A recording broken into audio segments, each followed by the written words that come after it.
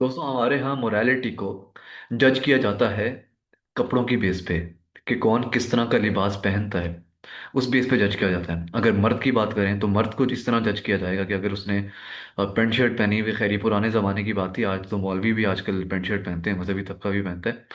लेकिन pant shirt के अलावा अगर आपकी शेव है, अगर आप कानों में कोई बालियां पहनी हुई हैं, कोई फैशन आपने किया हुआ है, तो समझा जाएगा कि आप बदतमीज़ हैं, आप बिगड़े हुए हैं। और अगर आप औरत हैं तो आप जब तक बुर्का नहीं पहनेंगे, आप जब तक एक ख़ास लिबास नहीं पहनेंगे, तो आपकी शराफत जो है वो सोसाइटी को कबूल नहीं होगी। सोसाइटी को लगेगा कि आप शरीफ नहीं हैं और आपको लेबल कर दिया जाएगा कि आप बदतमीज़ हैं, आप बिगड़े हुए हैं और आपको सिविलाइज होने की ज़रूरत है। ये हमारे यहाँ और दुनिया में कई जगहों पे, जो थर्ड वर्ल्ड कंट्रीज हैं खासकर, वहाँ पे मोरालिटी का मैट्रिक कपड़े हैं, आपका लिबास है, आप कैसे नजर आते हैं वो है। आप कैसे इंसान हैं, आपका कैरेक्टर क्या है, आप इंसानों को इज्जत देना जानते हैं कि नहीं, ये मैट्रिक नहीं है। अब जरा इसको समझते हैं कि ये मोरालिटी कहाँ से आ रही है, ये कपड़ों की बेस पे जज करने वाली मोरालिटी। तो ये मोरालिटी एक तो अब्राहमिक मोरालिटी है, ये अब्राहमिक रिलीजन से डराइव हो रही है मोरालिटी। ह्यूमन या नेचुरल मोरालिटी, नेचुरल ऑर्डर से इसका कोई ताल्लुक नहीं है।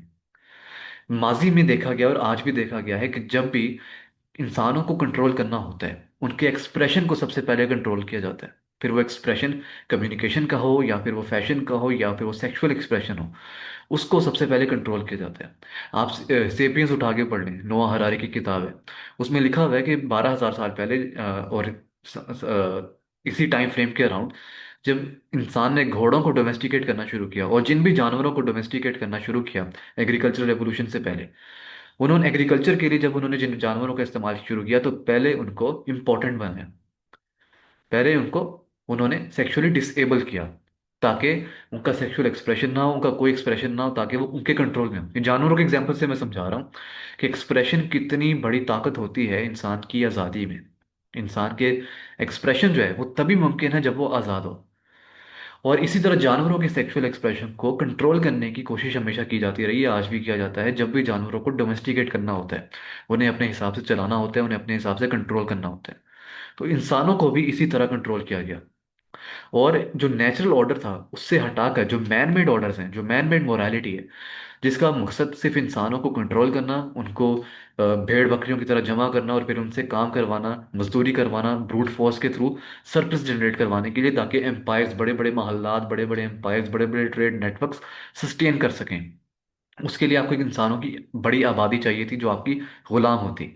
उस गुलामी के लिए, उस गुलामी को पॉसिबल बनाने के लिए लोग, आपने इंसानों को, उनके एक्सप्रेशन, उनका इंसानों का एक्सप्रेशन उनसे छीना, उनके एक्सप्रेशन को आपने अटैक किया। फिर चाहे वो सेक्सुअल एक्सप्रेशन था, वो कम्युनिकेटिव एक्सप्रेशन था, वो फिलोसॉफिकल एक्सप्रेशन था, सोचने की ताकत आपने उनसे ले ली। इजहार के जितने भी एवेन्यूज थे वो इंसानों से ले लिए गए, ताकि इन बादशाहों के जो बड़े बड़े महल्लात हैं वो तामीर हो सकें, जो उनके बड़े बड़े ट्रेड नेटवर्क्स हैं वो बन सकें, उनको सस्टेन किया जा सके, और उनकी सस्टेनेंस के लिए जो सरप्लस रिक्वायर्ड है उसको पॉसिबल बनाया जाए एक बड़े ह्यूमन कैपिटल नेटवर्क से। और उस कैपिटल नेटवर्क को तभी बनाया जा सकता है जब इंसान कंट्रोल में हो। तो इंसानों के एक्सप्रेशन को दबाने की जो हिस्ट्री है वो ये है।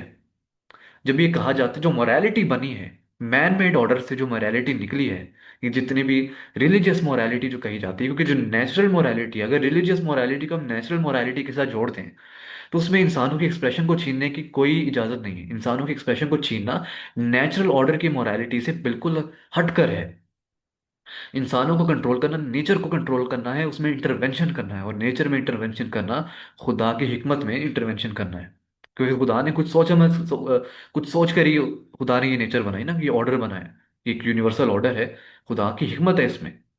अगर आप इसमें इंटरवेंशन करते हैं, तो आप इसको एक्सप्लॉइट करते हैं, तो ये आपको बैकफायर करेगी और आप गलत कर रहे हैं। इनहेरेंटली ये चीज़ गलत है अगर आप नेचर से इंसान को हटाते हैं, उसको कंट्रोल, उसके ऊपर कंट्रोल नाफिज करके। तो एक्सप्रेशन को कंट्रोल करने की सबसे बड़ी जो इकोनॉमी है वो ये रही है। इसकी इकोनॉमिक रीजन ये थी कि आपको सस्टेन करना था बड़े बड़े एम्पायर्स को और बड़े ट्रेड नेटवर्क्स को। उसके लिए आपको ह्यूमन कैपिटल चाहिए था। ह्यूमन कैपिटल को सस्टेन करने के लिए आपने उनको कंट्रोल किया, और उनको कंट्रोल करने के लिए आपने, उनको डोमेस्टिकेट करने के लिए आपने उनके सेक्सुअल एक्सप्रेशन को और उनके फिलोसॉफिकल एक्सप्रेशन को उनसे छीना। ये जितने भी एम्पायर्स होती हैं, जितनी भी स्टेट्स होती हैं, जितने भी ऑटोक्रेसीज होती हैं, इसमें इंसानों को इजहार राय की कोई आज़ादी नहीं होती। फिलोसफी के जितने भी डिपार्टमेंट्स हैं, अब आप देख लें इंडिया में क्या हुआ है कि जो मोदी साहब हैं, क्या किए बीजेपी ने, इन्होंने जो पंजाब यूनिवर्सिटी चंडीगढ़ था वहाँ पे फिलोसफी डिपार्टमेंट बंद करवा दिए। और मेरे ख्याल में बाकी यूनिवर्सिटियों के भी जो फिलोसफी के डिपार्टमेंट्स थे वो बंद करवा दिए। क्यों? क्योंकि एक सरकार चाहती ही नहीं कि कोई सोच कि उसकी रियाया सोच सके। क्योंकि अगर वो सोचने लगेंगे तो वो चैलेंज करेंगे उनके नैरेटिव को, और वो उनके कंट्रोल से बाहर जाएंगे, और जब वो उनके कंट्रोल से बाहर जाएंगे तो फिर जो उनकी एम्पायर है, जो उनका एक्सप्लोइटेटिव नेटवर्क है, वो सस्टेन नहीं हो पाएगा। उनको रेवेन्यू जनरेट करके कौन देगा? उनके हिसाब से कौन चलेगा? उनके लिए काम कौन करेगा? तो ये जो मोरालिटी है कपड़ों से जज करने की चीजें, ये नेचुरल ऑर्डर से नहीं आई, ये मैन मेड ऑर्डर से आई हैं। और मैन मेड ऑर्डर का मकसद नेचर को एक्सप्लॉइट करना है, इंसानों को कंट्रोल करना और इन्हें एक्सप्लॉइट करना है। बड़े बड़े एम्पायर्स जितनी भी गुजरी हैं, उनमें इंसानों के लिए बहुत सख्त कवानीन बनाए जाते थे। वो इसीलिए बनाए जाते थे ताकि इंसान कंट्रोल में आए।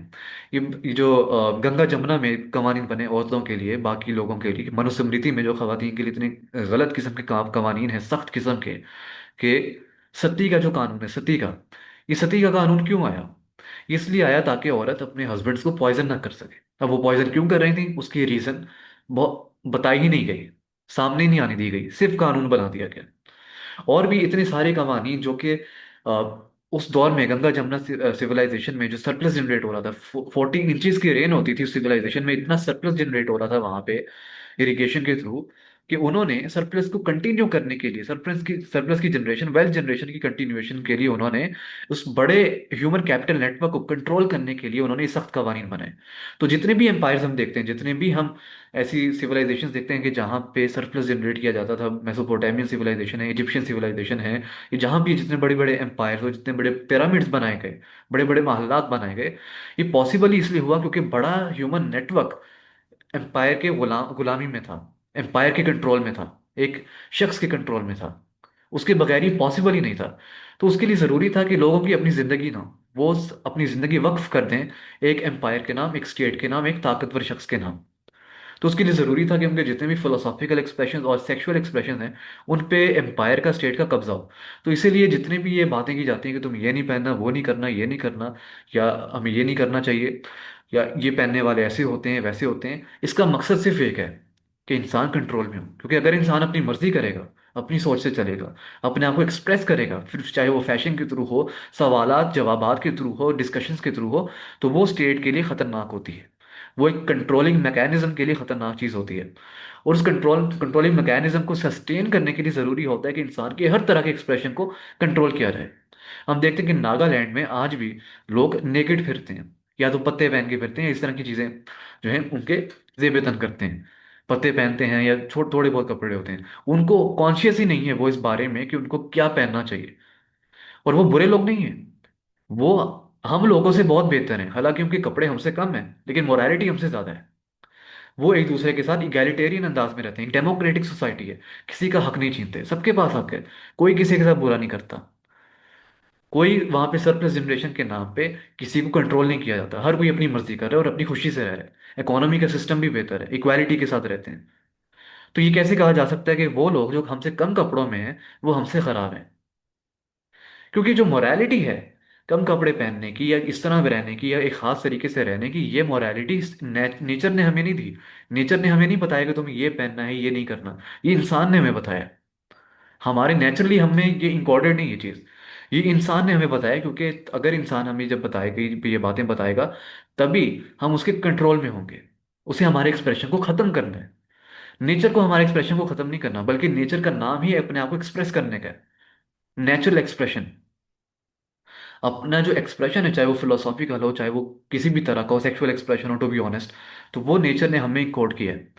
अब मैं एक सिख स्कॉलर को सुन रहा था जो कंजर्वेटिव भी थे, वो बता रहे थे कि हमें नेचर ने नहीं बताया कि हमारी रोग क्या है, कि हमारे हद क्या है। जानवरों को पता है, हमें नहीं पता, तो हमें खुद को मैनेज करने की जरूरत है।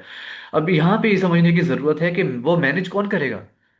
और अगर इंसान तंग आ रहा है अपनी नेचर से, अपनी हदूद का नाप उसे पता नहीं है, उस वजह से वो तंग आ रहा है, तो वो खुद मैनेज करेगा। लेकिन अगर मैनेज सोसाइटी कर रही है, क्या लोग कर रहे हैं या कोई दूसरा बता रहा है, तो वो उसको कंट्रोल करने के लिए, वो मैनेजमेंट के लिए नहीं है। वो उसके एक्सप्रेशन को दबाने के लिए, फिर वो चाहे उसके एक्सप्रेशन को किस भी एक्सटेंट तक दबाए, फिर चाहे वो उसको मुकम्मल तौर पे खत्म कर दे। सोसाइटी अगर कर रही है मैनेज, तो वो कंट्रोल है, वो मैनेजमेंट नहीं है। इंसान अगर अपने डिसीजन से, अपनी इनिशिएटिव से मैनेजमेंट का इनिशिएटिव लेता है, तो फिर वो मैनेजमेंट है, उसके बारे में बात की जा सकती है कि हाँ ये मॉरली फैक्चुअली ठीक है। लेकिन अगर कोई और उसको डिक्टेट कर रहा है, तो ये सरासर कंट्रोल है।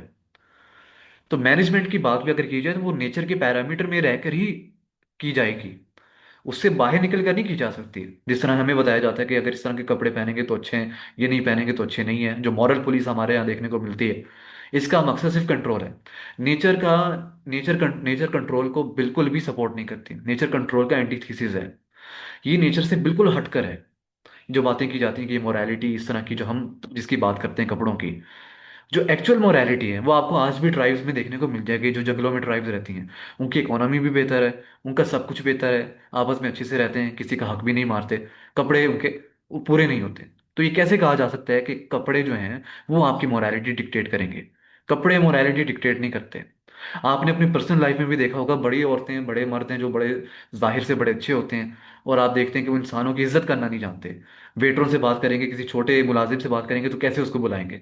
दूसरी तरफ मैंने देखा है कि पेंट कोट शेव वाले और ऐसी औरतें जो दुपट्टा नहीं पहनती, वो इंसानों से अच्छी तरह बात करना जानते हैं। तो मॉरल एक्शंस कपड़ों से डिसाइड होंगे, डराइव होंगे, या फिर आपके एक्शन से डराइव होंगे? तो सब जवाब ये है कि आपके एक्शन से डराइव होंगे। तो फिर कपड़ों से क्यों डिसाइड होती है मोरालिटी?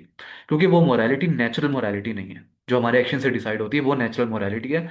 और जो जो जो नेचुरल ऑर्डर से डराइव होती है, और जो मोरालिटी नेचुरल ऑर्डर से डराइव नहीं होती, इंसानों से डराइव होती है, वो कंट्रोल के लिए होती है।